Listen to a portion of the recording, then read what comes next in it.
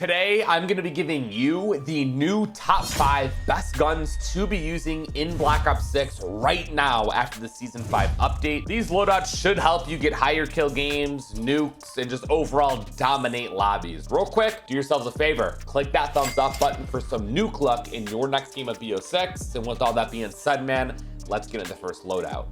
Now, I'm not just saying this because it's a brand new weapon. I genuinely believe that the new ABR-A1 is a top 5 weapon in the game with the right attachments. One of which being rapid fire, which turns it full auto. Burst fire on this thing, incredibly mid. Even though you can hold the trigger down and it bursts for you, cool. Still mid, not all that good. But once you get rapid fire, it transforms this thing into a beast. So it turns it full auto, increase in fire rate, mid damage, and a range buff. You do lose out on a little bit of bullet velocity and minimum damage. I ain't gonna lie to y'all, I couldn't tell the difference whatsoever in those cons when equipping this. So throw that on because you're gonna need it. Once you try it, you're never going back to the bursts on this. For the optic, the scope is a no-go. Don't like it. This iron sight attachment, also not good at all. So I just did my Kepler Microflex. It's what I use all the time. I feel the most comfortable using it. You could do that. The Volsky is another great option. It really is just up to you. For the muzzle, I have on compensator so I can control the weapon a little bit better. And then while we're at it, I also paired that with the vertical foregrip. So we got vertical recoil control, horizontal recoil control. At this point, it won't move whatsoever, and you'll see that in the firing range once we go test it out. For the barrel, I have on the long barrel. Again, going back to that rapid fire attachment, you did lose out on a tad bit of bullet velocity, but I don't know what it was. I didn't really like the reinforced, so I did the long barrel. This maximizes my damage range, making it kill as fast as it possibly can in those longer range engagements. For the magazine, I did 45.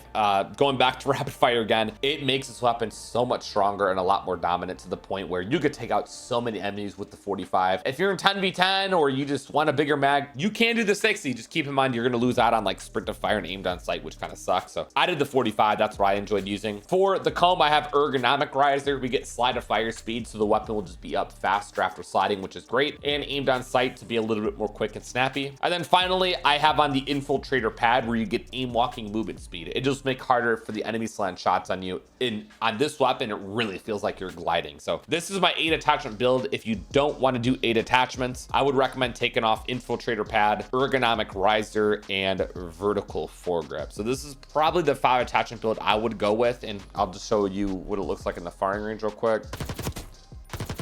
Still pretty damn good. I mean, it literally doesn't move whatsoever. Even at a range like that, I wasn't really hitting my shots right there. But hold on, we got to take them out now that I'm embarrassing myself.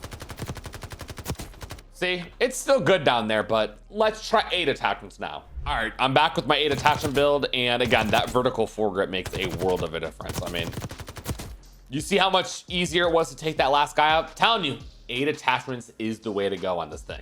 Next, we have the LC10. Surprisingly enough, this actually wasn't nerfed in the Season 5 update, and in my opinion, it was the best SMG before the update. It's left alone. It's still the best SMG. So here's what I like to run on it. Long barrel, you put this on, you could actually compete with ARs at long ranges. If you're landing your shots not missing, you're taking out people running ARs. It's really that good. For the underbarrel, I have on the Ranger foregrip. This is actually my only attachment that gives me accuracy. It's honestly all you need because the thing doesn't move. And then you get a little bit of mobility with the sprinting movement speed. It makes it feel incredible. It just adds a little bit more speed to it, which I like a lot. For the magazine, it is up to you. I prefer the 45. I think this thing's already strong. I could take out a lot of enemies, and I don't lose sprint to fire and aim down sight. But if you're in 10v10 or you're playing incredibly aggressive and you just want a bigger mag, you can do this. Again, just keep in mind you're going to be losing sprint to fire and aimed on sight speed, which I just don't want to lose out on. For the rear grip, I have on ergonomic, slide to fire, aimed on sight. I love it a lot. We had this on the ABR-A1, and same with the infiltrator stock. I just love the movement speed you get out of it. Just being able to strafe fast, man. That's what it's all about for me personally. So this is my LC10 build. Literally, it hasn't changed whatsoever. This is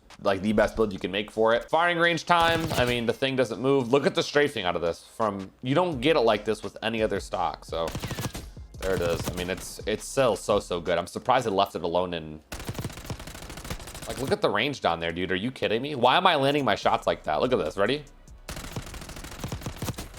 That shouldn't even be possible. For the third loadout, we have good old reliable, the XM4. This thing's been incredible since day one, and here we are 5 seasons later. It's still amazing. So for the first attachment, Kepler Microflex. It's just my favorite red dot in the game. Iron sights are kind of sucky on this thing. For the muzzle, you could do compensator if you want. I actually really like ported on this, so the first shot will be significantly more accurate than the rest, so that's why they're unported. For the barrel, I do long barrel. It maximizes your damage range and makes it the strongest it could possibly be in longer range engagements. For the underbarrel, I have on vertical foregrip, so you can get better horizontal recoil control. Horizontal of this, vertical out of the muzzle, best of both worlds. The thing genuinely will not move whatsoever, and to make it as stable as possible, throw that buffer weight stock on, man. This attachment's awesome. I really wish they had it for other weapons in the game. Like something like the AK would benefit heavily off this. And you know what? While you're at it, do recoil springs. No matter your skill level or how long you've been playing Call of Duty, this build is going to work for you, and I can promise that easily. So at this point, it genuinely does not move. If you can't control this, it might be time to find a new game to play. I'm being so dead honest with you. For the magazine, 45. The 60 is great if you're in 10v10. If you want to have a lot of fun, do the 100. I've done this multiple times, but 45 should be pretty good for most people. And then the rear grip, I like to do quick draw because you do lose out on a lot of aim down sight speed from the buffer weight stock. It's not that bad, but I like to do quick drop because I'm not going to be sliding around the map. I'm going to use this like a sentry gun. So post up a little bit. This is my 8 attachment build for my XM4. If I were to take off some attachments and I had to do 5 here, I'd probably do probably recoil springs, buffer weight, and quick draw. So this is probably my 5 attachment build for my XM4 I'd run. Let's go to the firing range with the 5 attachment. You're going to see this is like pretty still incredibly stable and really, really easy to use.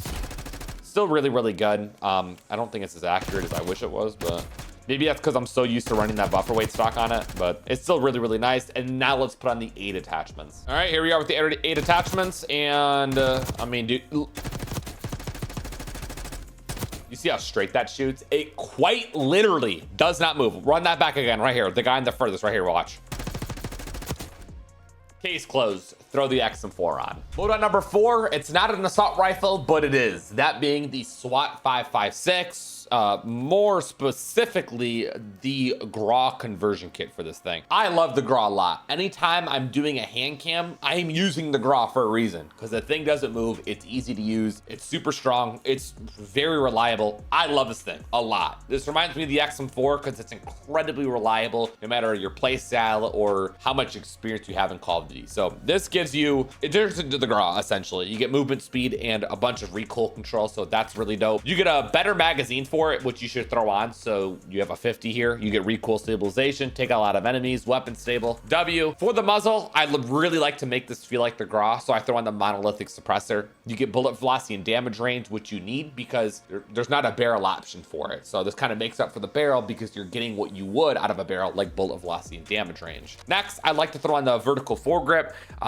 You have the horizontal recoil control you get out of this, plus the vertical and horizontal recoil control you get from throwing on the GRAW conversion kit to begin with. It feels identical to the GRAW like it did back in the day. Final attachment, I like to do quick draw here because the monolithic is what really destroys your aim down sight speed. So this is the build you need. This is all you need to, because the barrel's gone. You don't need a laser. I don't think you need to stock, and you most certainly don't need an optic because it's the OG GRAW. Bring this Johnson to the firing range, and oh my God, I love this thing. Great, great, great.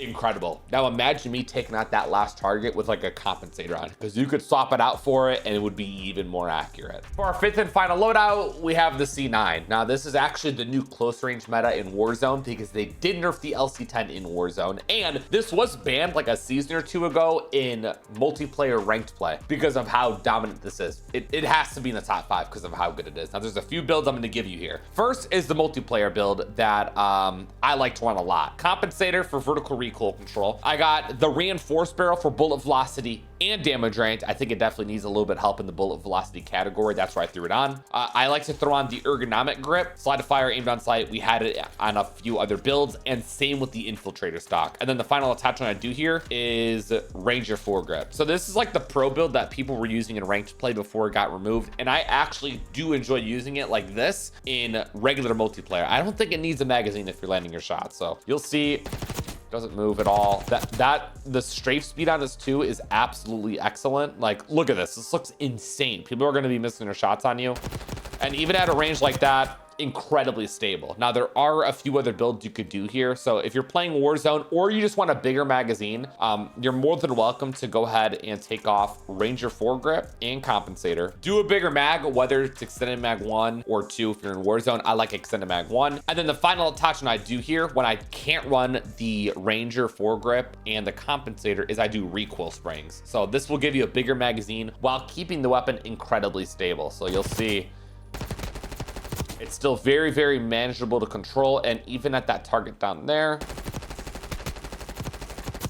take a little bit of practice, but you'll still be able to take them out. Now for the rest of my loadout, when I have a 5 attachment build, I like to run gung-ho so I can run and reload a little bit quicker. I like to run forward intel. You get so much information out of your mini map. And then perk 3, no matter what, is slipstream. It makes you run a lot faster. And then the wild card I do is perk read for an extra perk. And I do scavenger so I can continue to use my weapon and get nukes using my weapon. I don't have to pick up floor loot. That also replenishes my tacticals and lethals. I got a stim shot, regenerate my health whenever I'm, really weak. Blast traps are super strong. It's the best lethal in the game, in my personal opinion. The scrambler jams enemies' radars. It's essentially like a personal counter UAV, which is great. And then my go-to secondary that I've been running forever now is the Kirkova. I got monolithic suppressor, gives you damage range and bullet velocity. Long barrel, gives you damage range. I got the big magazine on, 60. Quick draw grip, make it a little bit quick and snappy. And then recoil springs to make it a lot more controllable. It's like literally a backpack SMG. It's actually unreal.